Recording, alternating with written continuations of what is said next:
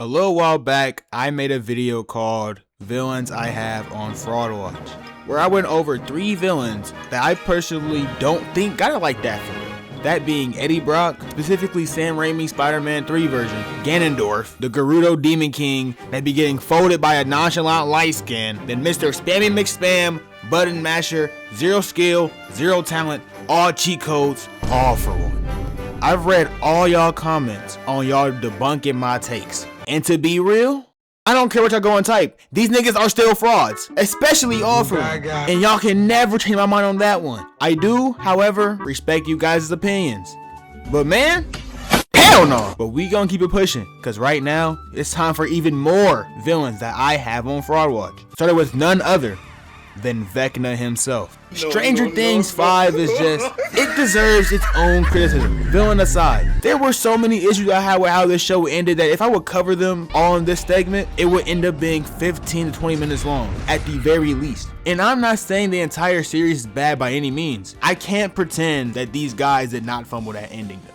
They did all of this work just for the final season to be filled with trash jokes. Too big, it's not gonna fit. Steve hears that all the time and he goes in anyway, don't you, Steve? What the hell's wrong with you? And confusing plot holes.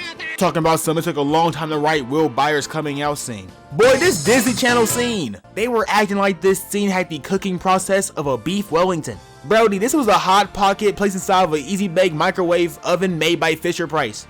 Y'all boys were not cooking. But all of this makes sense though, because in the documentary released like a week or two after the finale, the Duffers got exposed for having Reddit and ChatGPT tabs open on their laptops. So yes, Stranger Things 5 was definitely one of the top fumble finales I have witnessed. And a big reason for it is because of how Vecna's story ended. For the longest, we thought of Vecna as the devil himself. This was even before we had a face to the monstrous actions taking place in Hawkins. We went 3 seasons not truly knowing who's out here killing these kids and causing these horrific crimes. We just knew they were out here sending Demogorgon. And them hoes were moving like Prime King Von in the earlier seasons. Had me shaking in my drawers. They could barely handle one of them. So that's gotta mean that half of them will die to the final boss, right?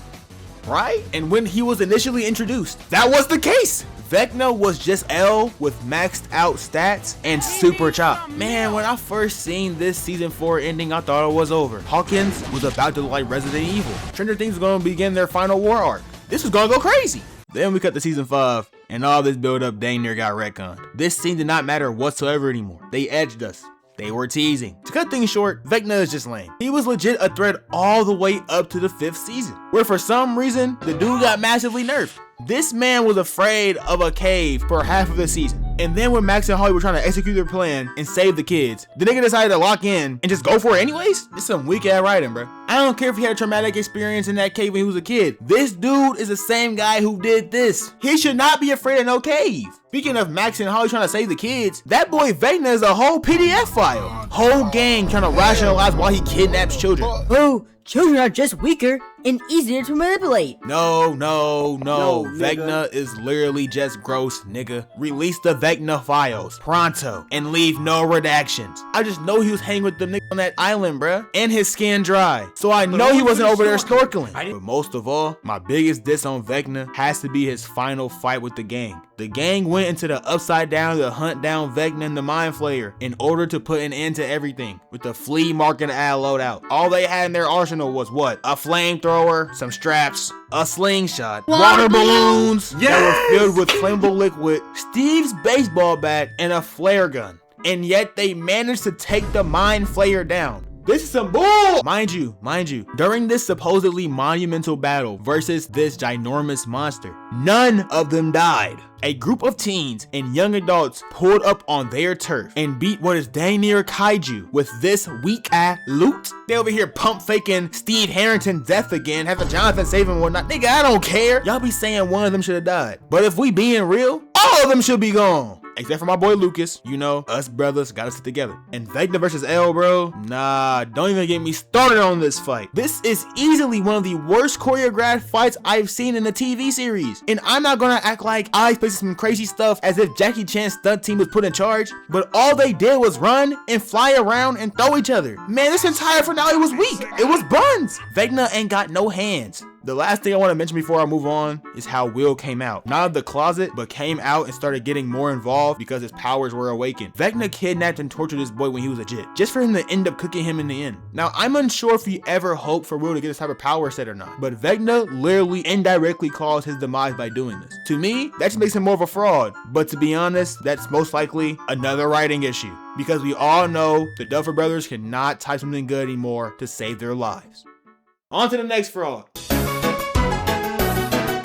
I'm unsure if everyone realizes this or not, but Angstrom Levy big-headed ass is a sleeper for Fraud Watch. I don't ever hear anyone mention it, and the reasoning is simple. Angstrom has heavy beef with Invincible. He's probably his biggest hater out of the entire series. He's trying to straight up torment Mark, but his reasoning is, in every universe, Angstrom ends up getting his life ruined by an Invincible variant, because all of the other Marks are evil as heck. They were out here doing this to him.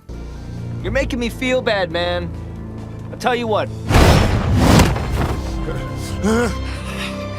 I'll kill the boy quickly. And this to him.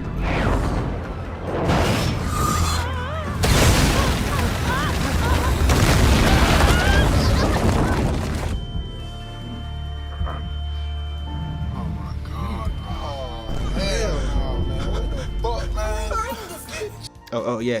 And this to him.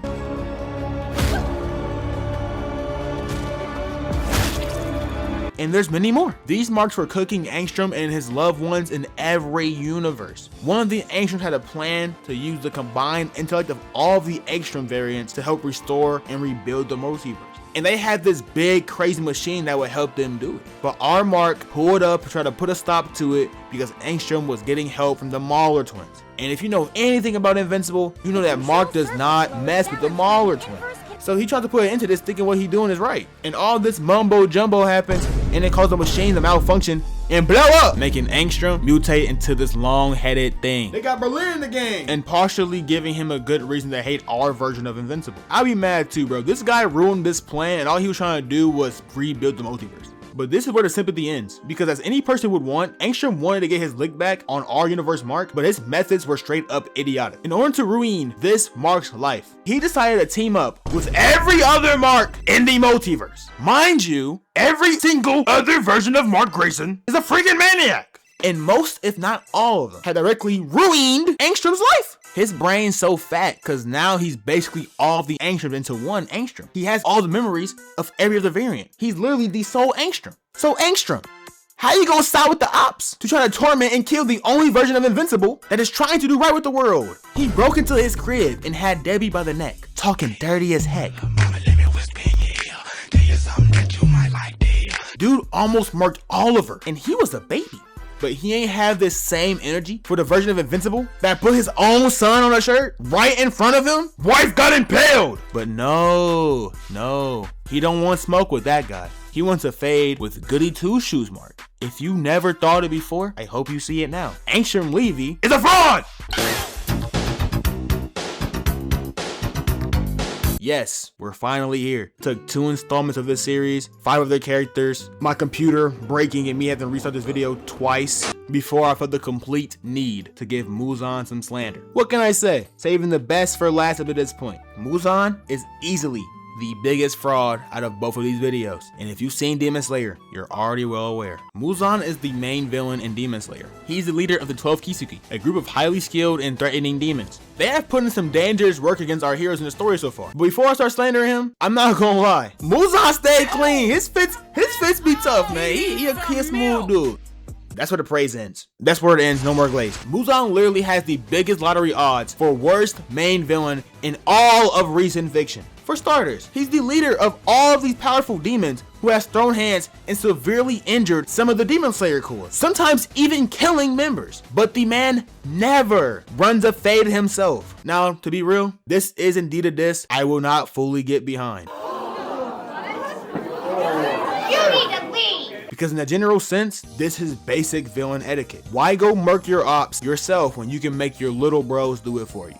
Handle my light work. Man, F that hoe for me, 5.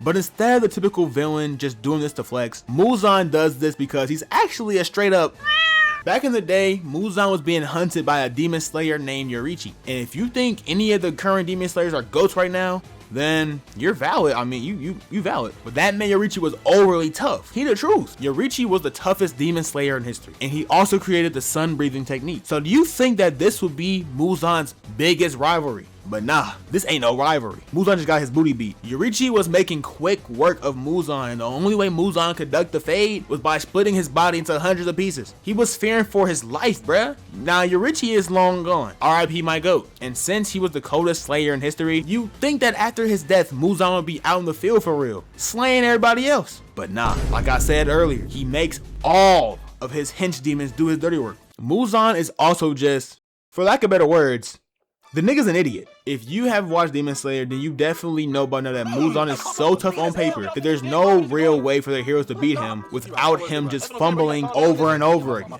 And villains fumbling isn't something out of the ordinary, but Muzan be missing wide open layups and throwing passes when he clearly should have ran the ball. For instance, the moment early in the story where Tanjiro caught Muzan out in the city. This is a rookie level Tanjiro, not even that, more like an amateur. And Tanjiro was talking hard to him, talking crazy like he was gonna cook him. And instead of doing anything about it, like, I don't know, killing him, he turned a random guy into a demon to cause a distraction.